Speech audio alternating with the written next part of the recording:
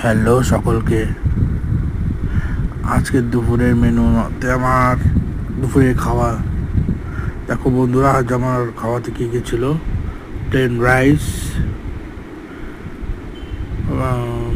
ভেন্ডি ভাজা, আর সঙ্গে ছিল শসা, আর ছিল মসুরের ডাল, আর আছে পাবদা মাছের পাতলা ঝোল। আজকে খুব গরম পড়েছিল, তো তার জন্য খাওয়া দাওয়া খুব লাইট। বন্ধুরা, আমার ভিডিওগুলো কেমন লাগছে দেখে কমেন্ট করে জানাবে। শর্ট ভিডিওগুলো কেমন লাগছে, আর আমার চ্যানেলটা লাইক শেয়ার সাবস্ক্রাইব করো, তাহলে আমি আরও এরকম ভিডিও বানাতে পারবো। সবাই ভালো থেকো, টাটা।